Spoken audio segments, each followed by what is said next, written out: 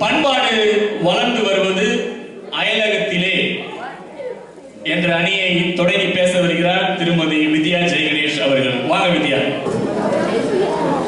இனிய மாலை பொழுதில் தமிழ் மேல் உள்ள தீரா காதலால் அயலகத்தில் பேச்சுக்கலை மூலம் என் போன்ற பலரையும் இணைத்து மேடை அமைத்து அமெரிக்காவின் பட்டி தொட்டி எங்கும் தமிழ் பேச்சு கேட்க வேண்டும் என்ற கொள்கையுடன் துவங்கப்பட்டுள்ள இந்த நக்கீரர் பட்டிமன்ற குழுவிற்கும் அதை உருவாக்கிய ஜேசு அவர்களுக்கும் எனது மனமார்ந்த வாழ்த்துக்களும் நன்றியும். அயலகத்தில் தமிழ் வளர்ச்சிக்காக மேற்கொள்ளப்பட்டிருக்கும் இந்த சிறு முயற்சியை ஊக்குவிக்க நெஞ்சில் தமிழ் பண்பாடு நிறைந்து இங்கு வந்திருக்கும் அவையோருக்கும் எனது பேரன்பும் பணிவான வணக்கங்கள். தமிழர் பண்பாடு வளர்வது தமிழகத்திலா அயலகத்திலா? முதல்ல பண்பாடுனா என்ன நடுவர் அவர்களே? சொல்லதான் நீங்க வந்திருக்கீங்க. கண்டிப்பா. பண்பாடு என்பது கட்டி வைத்த கட்டடம் இல்லை, மாறாமல் அப்படியே இருக்க அது தினமும் புதிதாக மலர்கள் காய்கள் கனிகள் என்று பூத்து காய்த்து கனிந்து குலுங்கும் தோட்டம். பூ காய் கனி என்று நான் இங்கே கூறுவது இயல் இசை நாடகம் என்ற படைப்பு வகைகளைத்தான். இவை அனைத்தும் விளையும் செழிப்பான தோட்டம் தான் பண்பாடு. நம் தமிழ் பண்பாடு வேகமாக வளர்ந்து வருவது அயலகத்தில் தான் என்று நான் இங்கே பேச வந்துள்ளேன். பண்பாடு என்பது ஒவ்வொரு மொழிக்கும் ஒவ்வொரு வகையாக இருக்கும் இல்லையா? நமது வழக்கமாக ஒரு பண்பாடு புவியியல் எல்லைகளுக்கு உட்பட்டதாகவே இருக்கும். ஆனால் நம் தமிழ் பண்பாடு அத்தகைய எல்லைகளை மீறி உலகம் முழுவதும் கருத்தில் கொண்டு வளரும் கோட்பாடுகள் கொண்டது. ஒரு வரியில் இதை சொல்வதென்றால் பரந்த மனப்பான்மை, தொலைநோக்கு பார்வை, அனைத்து உயிர்களிடத்திலும் அன்பு என்பதை அடிப்படையாக கொண்டு செய்யப்பட்டதுதான் நம் தமிழ் பண்பாடு என்பேன். உண்டாலம்மை இவ்வுலகம் திரைகடலோடியும் திரவியம் தேடி யாரும் ஊரே யாவரும் கேளி பிறப்பொக்கும் எல்லா உயிர்க்கும் என்று நம் முன்னோர்கள் சொன்னது அதைத்தானே. காற்றில் பறந்து வரும் பருத்தி விதை நிலத்தில் வேரூன்றி வளர்தல் போல நம் பண்பாடும் நம்மோடு இங்கே வேகமாக வளர்ந்து கொண்டிருக்கிறது. அது எப்படிங்க தமிழ் பண்பாடு அயலகத்துல வளரும்னு நீங்கெல்லாம் கேட்கிற கேள்வி எனக்கு புரியுது. சொல்றேன் கேளுங்க. இப்போ இன்று உலகத்தை ஆட்டி படைக்கும் ஒரு மொழி எது? ஆங்கிலம் தானே. அந்த ஆங்கிலம் பிறந்தது என்னவோ இங்கிலாந்து. ஆனால் ஆங்கிலத்தை அதிகம் பேசுவோர் இங்கிலாந்தில் இருக்கிறார்கள் இல்லை, இங்கே அமெரிக்காவில். அது போல தமிழும் தமிழ் பண்பாடும் தமிழ்நாட்டை விட அயல் தேசங்களில் இனி அதிகம் வளரும். ஆனா இங்க யாரு தமிழ் பேசுறா? இங்க யாரும் தமிழ் பேசுறது இல்லையா? அதிகம் நம்ம எல்லாருமே பேசுறோம். தமிழ்நாட்டில் தமிழ் பண்பாடு இயங்குவதில் வியப்பொன்றும் இல்லை. ஆனால் தமிழ் தென்றல் கூட வீசாத ஒரு அயல் நாட்டில் தமிழ் சோலையை உருவாக்கி உள்ளோமே, இதுதானே அதிசயம். எந்தவித புறக்காரணிகளும் இன்றி தமிழ் மீதுள்ள பேரார்வத்தால் தன்னார்வ தொண்டர் படை கொண்டு இதை நிகழ்த்தி உள்ளோமே, இதுதானே உண்மையான வளர்ச்சி, இதுதானே சாதனை. இதற்கு சிறந்த உதாரணம் பர்க்லி மற்றும் ஹார்வர்ட் பல்கலைக்கழகங்களில் அமைந்துள்ள தமிழ் இருக்கைகள் தான். இவை சர்வதேச தளத்தில் பெருமளவிற்கு நம் மொழியையும் பண்பாட்டையும் முன்னே நகர்த்தியுள்ளது என்பதை உள்ளங்கை நெல்லிக்கனி போல தெரிகிறது. நடுவர் அவர்களே, ஐயம் இருந்தால் பாரதி பேராசிரியர் பாரதி அவர்களிடமே கேட்டுக்கொள்ளுங்கள். நீங்கள்லாம் சொல்லலாம் தமிழ்நாட்டின் பண்பாடுதான் தாய், அயலக தமிழர்கள் எல்லாம் சிறு குழந்தைகள் தான் என்று.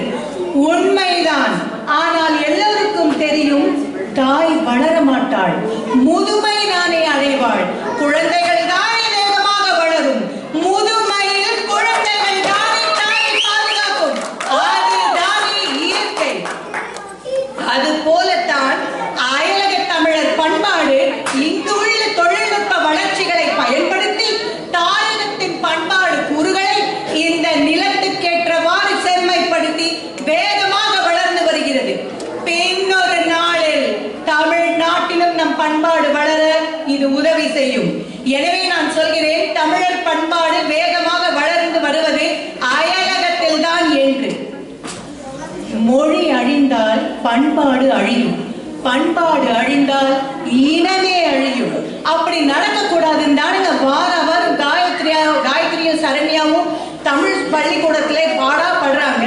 என்னங்க புகுந்த வீட்டு பண்பாட்டை வாரம் முழுக்க பாடிட்டு பிறந்த வீட்டு பெருமை பேச அங்க போயிட்டீங்க. இங்கே புகுந்த வீடு பெருமை பேச ஆரம்பிச்சிங்களா? பெண்களை கூப்பிட்டாலே பிரச்சனை, எப்ப பாரு புகுந்த வீடு பிறந்த வீடு அப்படின்னே பேசுறீங்க. சொல்லுங்க, என்னம்மா இப்படி பண்றீங்களேம்மா? அப்புறம் தமிழ்நாட்டில் தமிழ் பண்பாடு இருக்கிறது நடுவர் அவர்களே, அவ்வளவுதான். வளர்கிறதா என்று கேட்டால் கேள்விக்குறிதான் பதில். புலம்பெயர்ந்த தமிழர் வரலாறும் வாழ்வியலும் என்று உலக தமிழ் ஆராய்ச்சி நிறுவனம் ஒரு கட்டுரை தொகுப்பு வெளியிட்டிருக்கிறது. அதில் அடுத்து வருகின்ற தலைமுறை கொஞ்சமும் தமிழ் அடையாளமின்றி உளவியல் ரீதியாக ஆங்கில அடிமைகளாய் தயாராகி கொண்டிருக்கிறது. தமிழ்நாட்டு கல்வி கூடங்களில் தமிழ் தன் இருப்பை இழந்து பல ஆண்டுகளாகிவிட்டது என்று கட்டுரை ஆசிரியர் கவலையுடன் தெரிவிக்கிறார். தமிழ் திரைப்படங்களில் இருக்கும் தமிழ் பற்றியோ பாடல்கள் பற்றியோ சொல்லவே முடியாது. மறக்க முடியுமா? வைரஸ் கொலவெறி கொலவெறி கொலவெறி டி. இப்போ அதுக்கு விசில் போடு வேற. No comments. அப்புறம் நடுவர் அவர்களே, அடுத்து நான் சொல்ல வேண்டியது, தமிழ்நாட்டில் பண்பாடு வயல் போல உள்ளதென்றால் அதை ஊடுருவிய களை போல சாதி வெறி, சமய வெறி, போதை வெறி, சோம்பல் என்ற பல தீமைகள் தமிழ் பயிரை மறைத்து அழித்து வருகின்றன. நல்ல உழவன் நல்ல நெல்லை விதை நெல்லாக வைத்து அடுத்த போகத்துக்கு விதைப்பது போல் இந்த தீய பண்புகளற்ற பண்பாட்டை நிறுவியுள்ளோம்.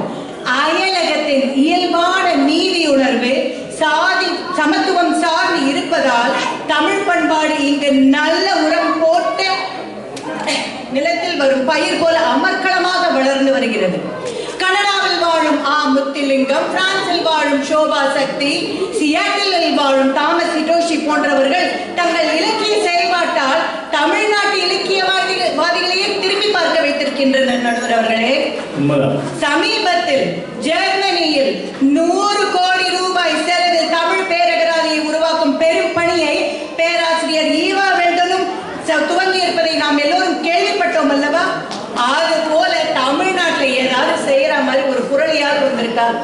இருந்திருந்தா எதிரணி வந்து இப்ப பதில் சொன்னா நல்லா இருக்கும். இல்லைன்னா இந்த பட்டிமன்றமே தேவையில்லை நடுவர் அவர்களே. நிச்சயமா நீ சொன்னதுக்கு அப்புறம் நோச்சல்லாத தமிழிசையை பாடி சர்வதேச தளத்தில் பெருமை சேர்த்திருக்கிறார் ஸ்ரீராம்.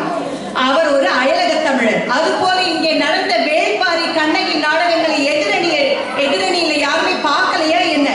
என்ன அற்புதமான நாடக தமிழ் சாதனைகள் அவை. அது போல ஒரு நாடகம் இப்ப தமிழ்நாட்டில் வரவேற்பு பெற்றதுன்னு யாராலையாவது சொல்ல முடியுமா? உண்டாலம்மை இப்புலகம் உங்களுக்கு எல்லாம் நிறைவேற்கலாம். சந்திராயன் ராக்கெட் விண்ணை நோக்கி பாய்ந்த போது அதே பண்பாடு டைம் ஆயிடுச்சுமா. கடைசியாக சந்திராயன் ராக்கெட் விண்ணை நோக்கி பாய்ந்த போது இந்தியர் அனைவரும் கைத்தட்டினோம். ஆனால் சந்திரனின் தரையில் விக்ரம் ரோவர் தடம் பதித்த போதுதான் உலகமே வியந்து நின்று பாராட்டியது. தமிழ்நாட்டின் பண்பாட்டு வளர்ச்சி அந்த ராக்கெட் போல என்றால் அயலகத்தில் நம் பண்பாட்டு வளர்ச்சி அந்த விக்ரம் ரோவர் போல உலகமே திரும்பி பார்க்கும். இதைத்தான் பாரதி அன்றே சொன்னார். சென்றிடுவீர் எட்டு திக்கும் கலை செல்வங்கள் யாவும் கொணர்ந்து சேர்ப்பீர் என்று. இறுதியாக தமிழன் என்று சொல்லடா, தலை நிமிர்ந்தே நில்லடா, நிமிர்ந்து பார்க்கும் போது புரியும் எல்லை என்பதில்லையடா. பூட்டி வைத்த பேழையில் வைத்த பூவும் வாடுமே, தாய் மொழியாம் நம் உயிர் அதை மூடி வைக்கலாகுமோ? குடத்தில் இட்ட விளக்கனை இருண்ட காலம் போதுமே, குன்றின் மேலே ஏற்றுவோம் எட்டு திக்கும் எட்டுமே நம் தாய் தமிழின் பெருமைகள். எல்லா செல்வங்களையும் தமிழில் நாம் அயலகத்தில் இருந்தபடியே சேர்ப்போம். தமிழ் பண்பாட்டை மேலும் பரவச் செய்து வளர்ப்போம். வாழ்க தமிழ், வளர்க தமிழ், வாய்க்கு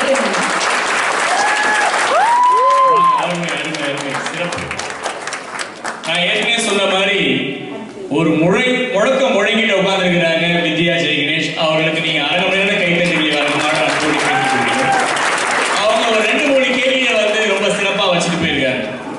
குழந்தை தானே வளரும், தாய்னா வளராதே, அவங்க வளர்ந்து முடிச்சிட்டாங்களே, நாங்களாம் குழந்தை